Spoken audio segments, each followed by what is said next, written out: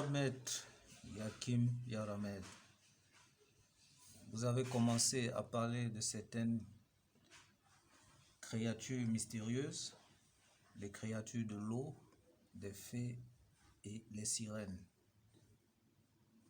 Les sirois aussi, sirènes sirois. Et vous avez promis une deuxième partie. Vénérable Maître, nous pensons que c'est le moment, parce qu'il y a même vos amis qui demandent déjà cela. Pouvez-vous nous en parler? Oui. Bon, je vous ai dit que c'est le problème des mots qui vous dérange. Hein? L'univers, tout l'univers est composé de l'eau. Tout l'univers est composé de l'eau. Toute la création sort de l'eau. Je vous ai déjà expliqué ça plusieurs fois. Plusieurs fois. Que toute la création sort de l'eau. Et même dans la première partie de votre Genèse, de vos Bibles, ou de vos livres sacrés, on commence à parler de l'eau.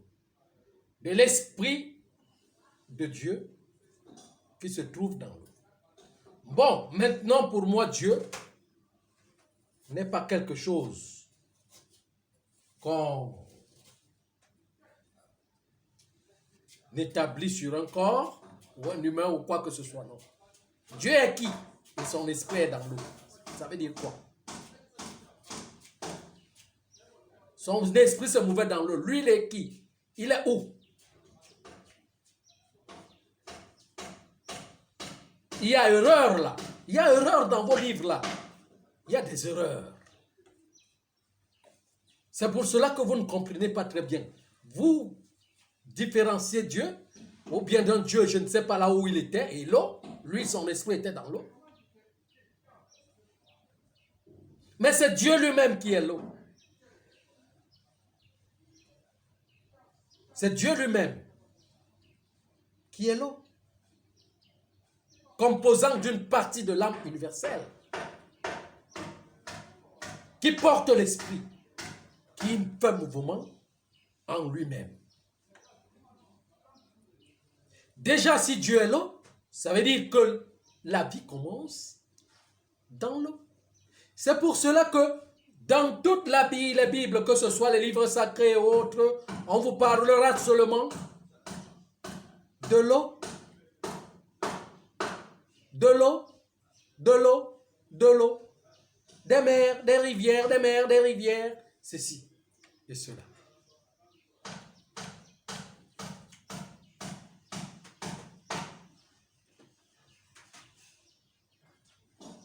Vous voyez un peu l'eau. L'eau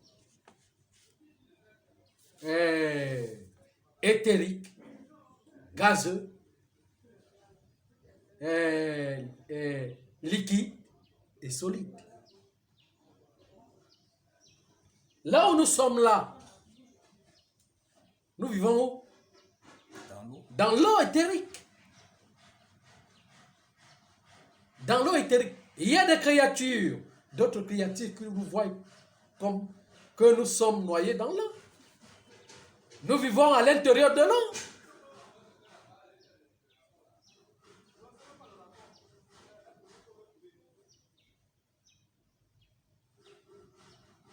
Il se demande aussi comment nous respirons. Et maintenant, quand vous demandez donc les créatures de l'eau, c'est le mot qui vous trompe? Quand par exemple vous entendez créature aquatique, le mot aqua vient d'où? Le mot aqua en ça vient du mot aqua.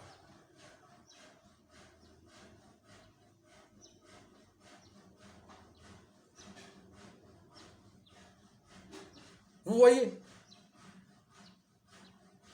Aqua veut dire montagne. Aqua veut dire élévation. Donc, si et seulement si vous entendez quelque part que les créatures aquatiques veut dire les créatures élevées, Parce que le mot aqua, tic-tac, aqua et tic. Le tic est comme le pic, le sommet de la colline. Et le tic est la vibration de temps. Et aqua vient du mot akoa, qui veut dire élévation. Élevé.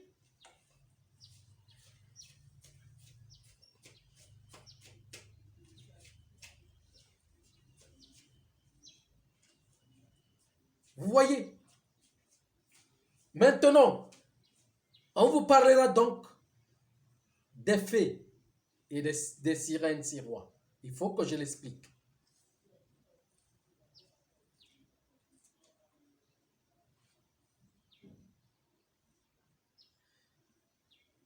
Nous sommes aussi des sirois. Vous et moi, sirènes, sirois. Des enfants des sirois, des enfants sirènes, sirois. La sirène, le sirois ne veut pas dire qu'un poisson, un humain poisson qui a la queue d'un poisson et l'autre corps humain. Non, ça c'est une forme. Ça c'est une forme. C'est comme de même, un humain ici, pour cacher son corps et son visage et ses pieds, et pour cacher son corps pour aller faire quelque chose, pour ne pas montrer son corps, pour aller faire certaines choses, même dans la sorcellerie, hein, peut se transformer en un. Vous savez, des sorciers, non? Se transforment en des souris, en des ceci, en des cela. C'est une sorte de transformation. Pour quelqu'un qui veut cacher, il veut cacher sa beauté, il veut cacher son corps, il veut cacher ce qu'il est. Il se transforme en quelque chose pour aller faire. Vous aussi ici, sur le plan physique, les sorciers et les sorcières ne se transforment pas en des créatures bestiales, hein? Les souris, les hérissons, surtout en Afrique, hein? Les reptiles, pour aller faire des choses. C'est aussi une forme. C'est des jeux.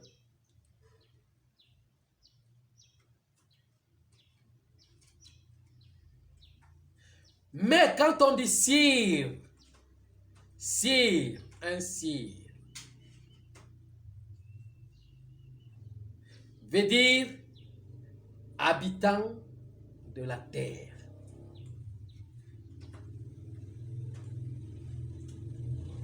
Habitant, maintenant sirois, sirène, veut dire habitant, humanité royale, habitant à la cour du roi, de la royauté. Habitant du royaume.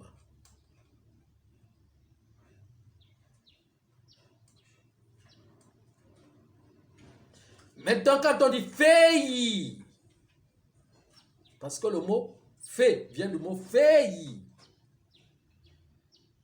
ou faille. Hein? Quand vous revenez par exemple en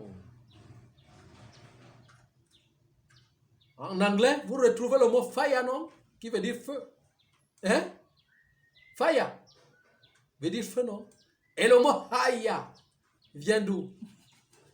Vient les Juifs.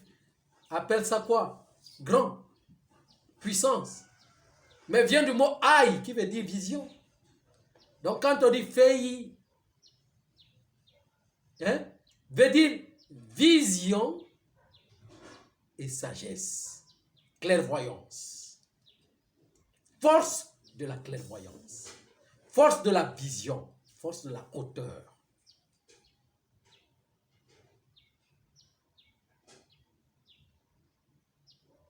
L'esprit qui purifie.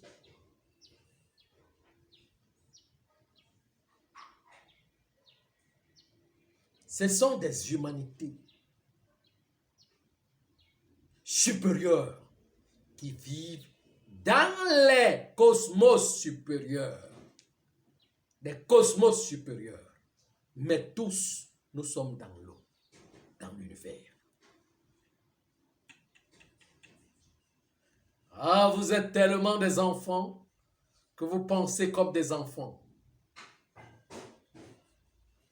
Il y a des créatures dans l'eau et vous, vous êtes des humains. Vous êtes hors de l'eau. Pourtant que chaque fois on se nourrit de l'eau, c'est l'eau qui est notre jeunesse. C'est à partir de là notre matière première, tout ce qui nous nourrit, tout ce qui nous donne vie. Pourquoi vous voulez vous dissocier à des choses? Vous voulez seulement entendre le langage qu'on vous a mis, on vous a conditionné.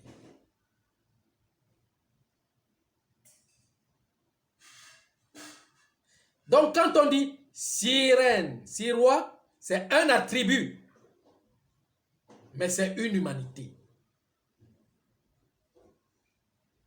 Les formes humaines qu'on peut prendre à poisson humain, ce sont des formes de magie.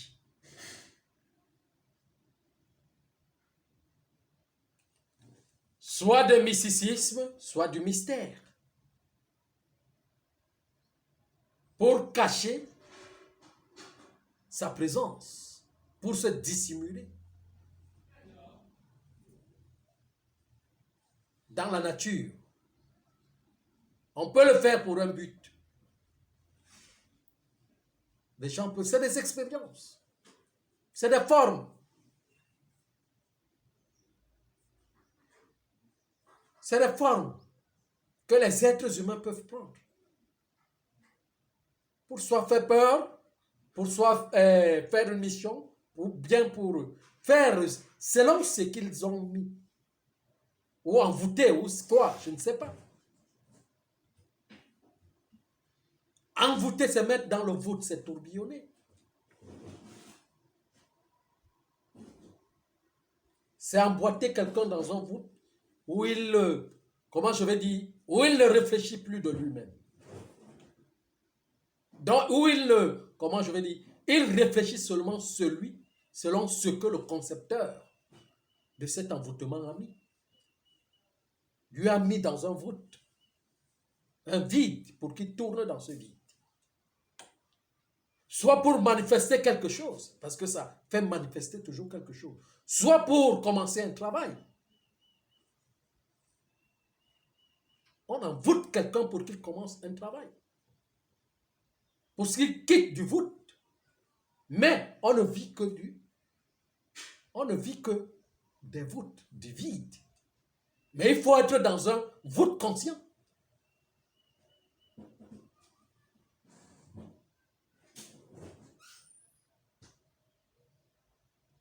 Donc, fait, c'est l'attribut qu'on donne à une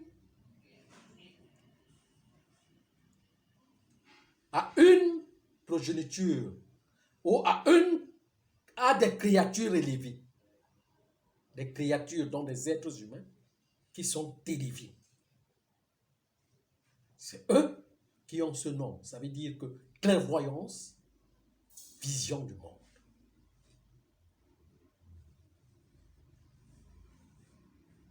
Et sirois, sirène, je vous ai expliqué, qui veut dire vivre dans la cour. Les humanités qui vivent dans le royaume.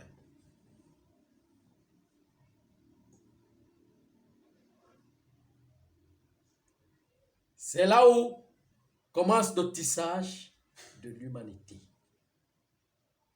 Et les pays élèvent l'humanité. Les sirois les tissent et les filles les élèvent. C'est des attributs des êtres humains.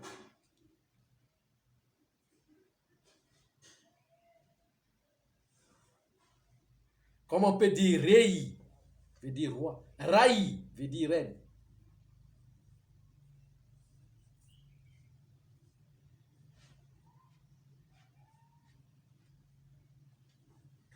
Sirei, Sirai.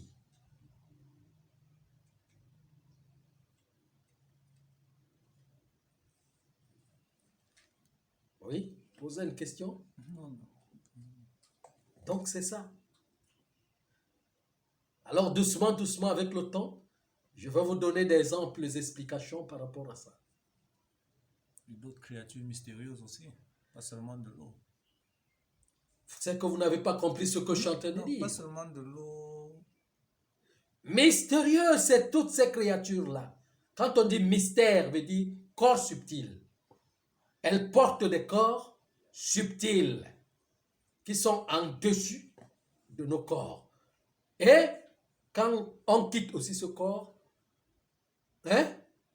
on entre, on commence à explorer le mystère. Mystère veut dire quelque chose de merveilleux. Mystère parle de l'éternité. Et mysticisme, mystique, veut dire évolution, développement. Soit parfois faire des choses qui enfreignent la réalisation, qui conditionnent la réalisation. Que les uns et les autres appellent les choses de la terre. Bon, mais est-ce que les choses de la terre ne sont pas bonnes? Puisque c'est la cohésion du ciel et de la terre, ce que vous appelez ciel, pas les nuages là. Le monde est visible et le monde visible, le plan physique et le plan physique qui crée.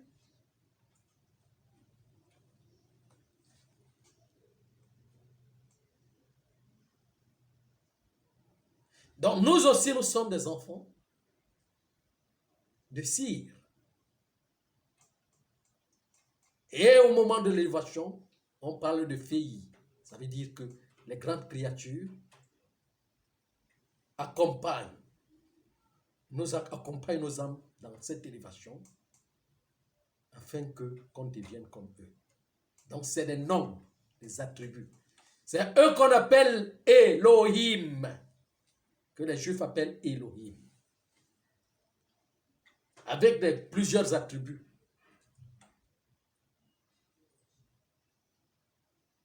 Avec plusieurs attributs qui les accompagnent. Le mot Elohim.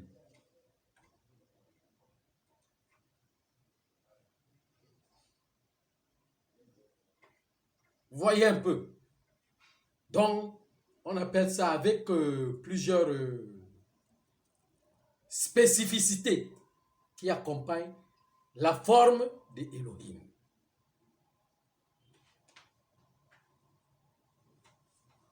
On appelle les compartiments.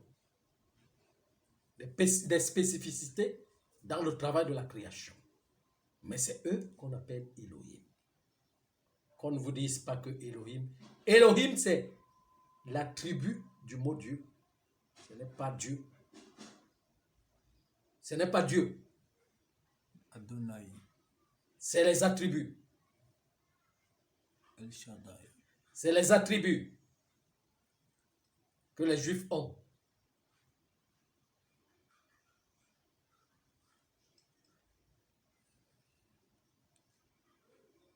Elohim même vient du mot, ça qu'on appelle Elohi. Elohi. Elohi.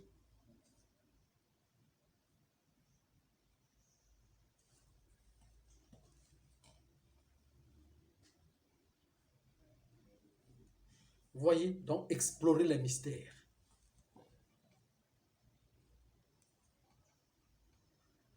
Vous voyez, en bas ça, il y a le nom Ilolombi. Ilolombi. Bon, mais si vous demandez à l'ambassade d'expliquer ce que c'est qu'Ilolombi, il ne comprendra pas. Parce que Ilolombi, il y a le mot Ilo et Lombi. Lombi vient du mot Ilombe, qui veut dire nombril.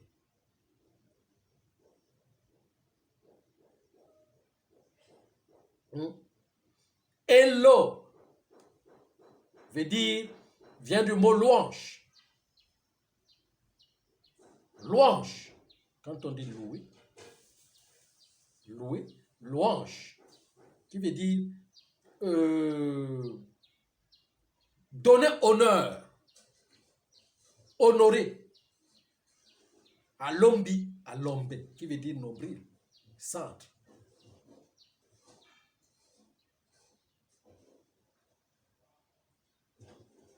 Maintenant, Elo veut dire louange, honorer, honneur, félicité.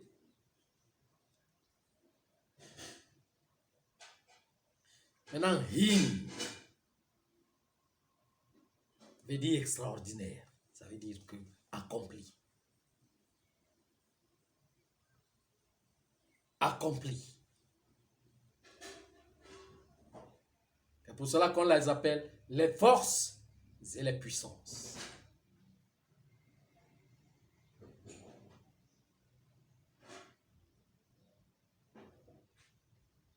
Il y a plusieurs noms. Elolai, Elolei. Je ne peux pas. Je ne peux pas donner. Je ne peux pas commencer à citer ces noms ici. Mais sont des composants des forces de la nature qu'on appelle fée et sirène. C'est des attributs, des noms qu'on attribue à une grande élévation humaine qu'on appelle des êtres humains, qui sont comme nous, mais sont investis de corps angéliques, archangéliques, plus établis, des petits jusqu'aux grands.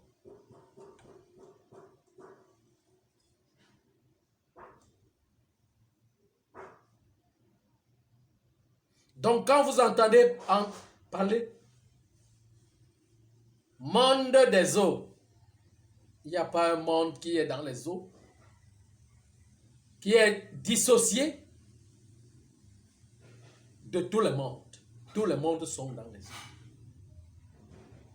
Tous les mondes sont dans l'océan qu'on appelle l'univers, qui n'est que composé de l'eau.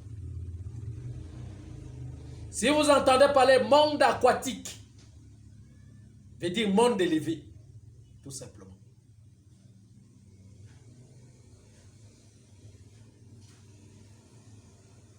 Maintenant, dans la dégénérescence de vos mots, amenez ça dans la rue comme vous avez amené, pour parler, pour dire que le monde aquatique regarde seulement les rivières, les ceci, les cela, mais même la rivière, la simple rivière, on ne peut pas le valoir parce que notre vie est la cause de ce qu'on va boire, prendre pour mettre dans nos corps.